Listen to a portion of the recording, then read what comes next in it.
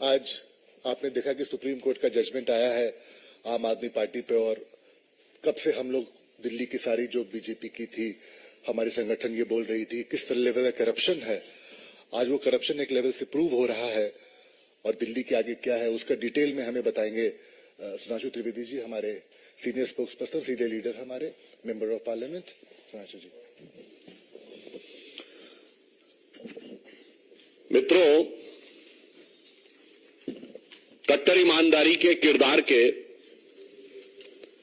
जो भारत रत्न के प्रत्याशी थे बकौल केजरीवाल साहब, तो उन्होंने मनीष सिसोदिया जी के लिए कहा था ना कि भारत रत्न उन्हें मिलना चाहिए।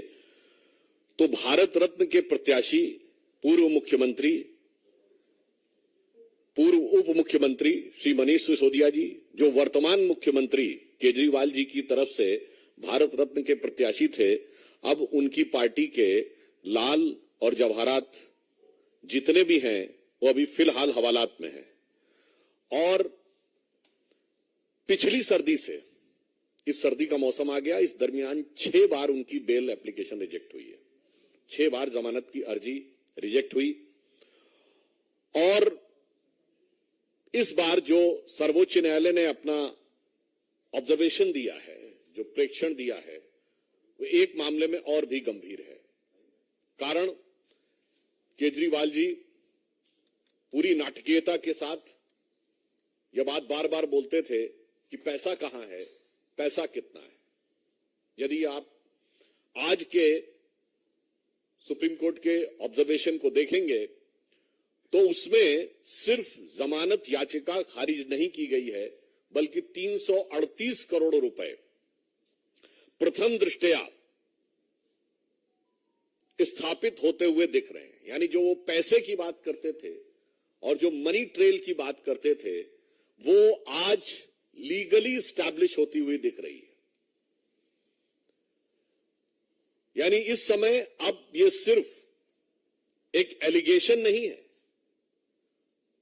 इस ऑब्जर्वेशन के बाद अब ये सिर्फ एलिगेशन नहीं है, अब ये सिर्फ सब्सटेंटिव एलिगेशन भी नहीं है, बल्कि अब इसके अंदर क्वांटिटेटिव सबमिशन भी हो गया है। Means up till now it's not just an allegation, it is neither just a substantive allegation, but now it has come with a quantitative submission of the amount of 338 crores which is money trail is being probed। और अगर हम ये कहें तो ये अब सिर्फ आरोप नहीं है, सिर्फ तथ्यात्मक आरोप नहीं है, इसमें संख्यात्मक स्थिति भी सामने आ गई है। अभी तक वो कहते थे पैसा है कहां। वो जितनी भी बातें करते थे केजरीवाल साहब, तो पैसा मीडिया की रिपोर्ट में नहीं बताया जाता। पैसा जांच एजेंसी बताती है न्यायालय के सामने, और न्यायालय के समक्ष उपस्थित साक्ष्यों के माध्यम से यह पैसा उजागर हो रहा है। अब मुझे लगता है केजरीवाल जी की सरकार को बताना पड़ेगा न्यायालय को कि पैसा कहां है, ये शराब घोटाले का पैसा कहां है।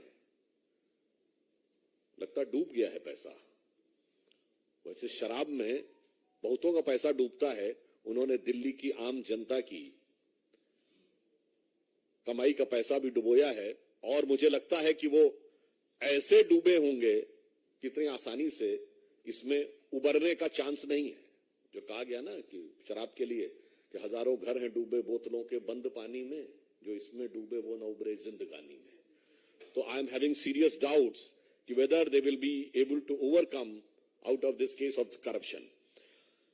अब एक और बात है, आपको ध्यान हो कुछ दिन पहले जब अमित अरोड़ा, जो इसमें वन ऑफ द आरोपी हैं, जिन्होंने बात कही थी कि सारी बात मुख्यमंत्री के उपस्थिति में हुई थी, इससे अब यह भी साफ हो जाता है कि इस कट्टर ईमानदारी के किरदार में कितनी चोरी है और कितनी सीनाजोरी है। महत्वपूर्ण बात यह भी है कि उत्तरोत्तर भ्रष्टाचार के आरोप तथ्यात्मक दृष्टि से स्थापित होते चले जा रहे हैं। उत्तरोत्तर जमानत याचिकाएं खारिज होती चली जा रही हैं, परंतु फिर भी, जिसे एक हिंदी की कहावत होती है, देखिए इसलिए मैं कह रहा हूं वो तो कोर्ट के द्वारा प्रूव होगा, पर जो प्राइमा फेसिया दिख रहा है, कहावत है वो लागू होती है, चोरी ऊपर से सीना चोरी। ये इस समय आम आदमी पार्टी के कैरेक्टर में बहुत साफ दिखाई पड़ने लगा है। इसलिए, और मैं तो बल्कि ये कहूंगा कि चोरी और सीनाजोरी के साथ साथ वो इसके अंदर एक नाटकीयता का पुट भी देने का सदैव प्रयास करते हैं। कभी शहीद भगत सिंह जी के परिवार वालों का आपत्ति आई थी, उनकी फोटो लेके चलने लगते हैं। कभी शराब घोटाले में लिप्त पार्टी, एक पौवे के बदले दूसरा पौवा फ्री देने वाली पार्टी, महात्मा गांधी की समाधि पर जाकर कसम खाती है कि हम ईमानदार हैं। अरे भाई, ईमानदारी और बेईमानी छोड़ दीजिए, एक पौवे के बदले दूसरा पौवा दिया है तो नीति थी ना। तो गांधी जी को उसको बीच में क्यों ला रहे हो, जिनका कि जन्मदिन ड्राई डे होता है और गांधी जी का जन्मदिन बना रहा। तो इसलिए मैंने कहा कि चोरी, सीना चोरी और उसके ऊपर से यह नाटकीयता, ये आम आदमी पार्टी का स्वाभाविक सहज चरित्र बनता चला जा रहा है। इसलिए अब हम आम आदमी पार्टी से और केजरीवाल जी से हम पूछना चाहते हैं कि बताइए वो पैसा कहां है। वो 338 करोड़ रुपए जिसके बारे में आज न्यायालय के प्रक्रिया के दौरान प्राइमा फेसिया वो दिखाई पड़ रहा है कि उसका गबन हुआ है या करप्शन हुआ है, तो अब दिल्ली की जनता पूछती है कि केजरीवाल साहब वो पैसा कहां है, उसे बताइए और इधर उधर की बातें मत करिए। और स्पष्ट रूप से सुप्रीम कोर्ट को भी बताना होगा संवैधानिक दृष्टि से और वैधानिक दृष्टि से, और दिल्ली की जनता को बताना होगा नैतिक दृष्टि से। Now it is become incumbent on the part of Aam Aadmi party government and its chief minister Arvind Kejriwal ji constitutionally and legally to tell the Honorable Supreme Court that where is the money, and morally it is incumbent on their part to tell to common man of Delhi where is the money. धन्यवाद।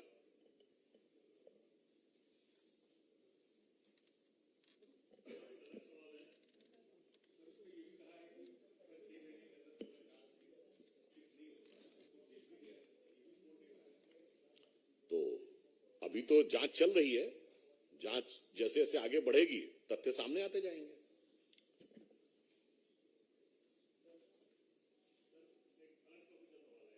क्या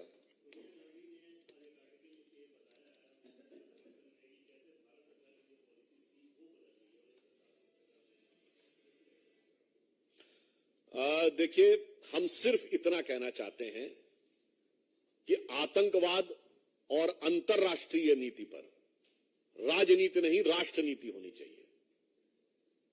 आतंकवाद के विषय के ऊपर किंतु परंतु का स्कोप नहीं होना चाहिए। There should not be any scope of if and but, there should be clear, categorical and unequivocal, यानी वो स्पष्ट होना चाहिए, दो टूक होना चाहिए।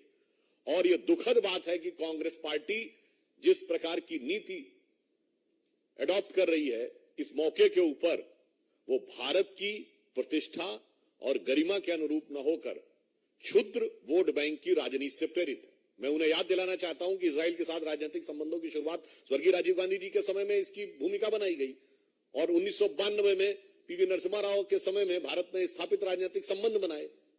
दुख की बात यह है कि वो अपने प्रस्ताव में भी कहीं आतंकवाद के हमले का उल्लेख नहीं करते हैं, क्यों दही जमा लेते हैं मुंह पर। ये मतलब एक दौर में वो कहते थे ना, ये अपनी तथाकथित भारत जोड़ो यात्रा में, कि जुड़ेगा भारत जीतेगा इंडिया, ये कांग्रेस नारा देती थी। अब तो मुझे ऐसा लग रहा है जुड़ेगा कट्टरपंथी जीतेगा हमास, ये उनका नारा होता चला जा रहा है। तो मेरा ये मानना है, दुनिया में जितने भी देश हैं उन्होंने इन विषयों के ऊपर बहुत स्पष्ट क्लियर नीति रखी है, पक्ष हो या प्रतिपक्ष, उसमें कोई अंतर नहीं रहता है। इसलिए कांग्रेस जो कर रही है वो भारत की नीति के विरुद्ध है। और हम ये भी कहना चाहेंगे, मैं याद दिलाना चाहता हूं, 1995 में जिनेवा में अटल जी गए थे समर्थन करने के लिए, नेता प्रतिपक्ष होते हुए, और नरसिम्हा राव सरकार का पूरा समर्थन किया था। विदेश में जाके, घर में आके कश्मीर के मुद्दे के ऊपर हमारा भयंकर मतभेद था। इसलिए मैं सिर्फ ये कहना चाहता हूं कि इस विषय के ऊपर कांग्रेस को अंतर्राष्ट्रीय दृष्टि से देखना चाहिए।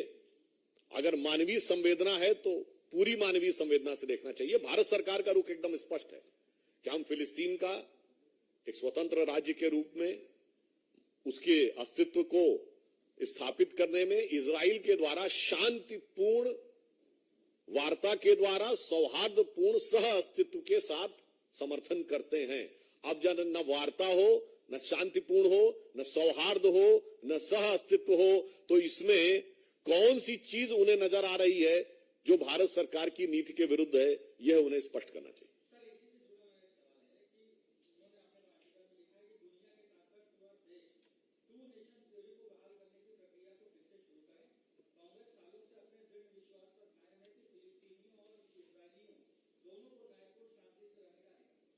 वो सारी बातें सही हैं, इसमें आतंकवाद का उल्लेख पे क्यों चुप्पी है?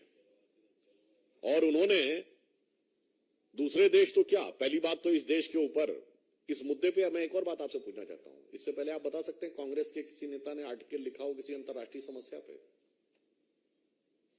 मुझे शोध करके बताइएगा कि इंटरनेशनल कॉन्फ्लिक्ट के ऊपर कांग्रेस के सीनियर मोस्ट लीडर ने पिछले हाल के वर्षों में कब आर्टिकल लिखा है। और ये तो भारत में कर चुके हैं। इसी के समकक्ष 26/11 हुआ था। और अब बैरक ओबामा ने अपनी किताब द प्रॉमिस लैंड में 2010 में अपनी यात्रा के दौरान डॉक्टर मनमोहन सिंह से वार्ता के आधार पर यह लिखा था कि भारत की सेना एक कड़ी कार्रवाई करने के लिए तैयार थी, मगर उस समय की कांग्रेस सरकार ने इसलिए कार्रवाई नहीं की पाकिस्तान के विरुद्ध, क्योंकि उन्हें लग रहा था कि इससे उपजे वातावरण से भारतीय जनता पार्टी को राजनीतिक लाभ न हो जाए। इसलिए देश की सुरक्षा और आतंकवाद से लड़ाई को राजनीति के नफे नुकसान के सियासी तराजू पर तौलकर मत देखिए, देश के दीर्घकालिक हित को ध्यान में रख के देखिए।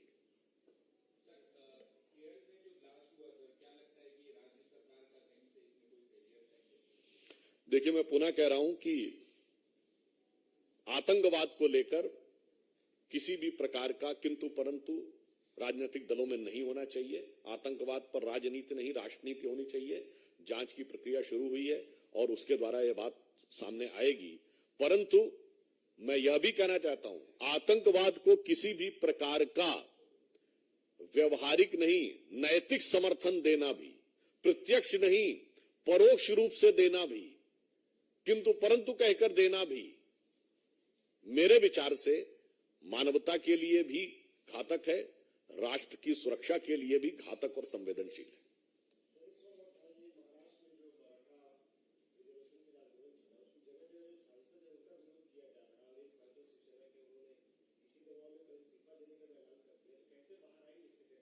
उस विषय पे महाराष्ट्र की सरकार पूरी संवेदनशीलता और सजगता के साथ उस विषय के ऊपर ध्यान भी रख रही है और उपयुक्त कार्रवाई कर रही है।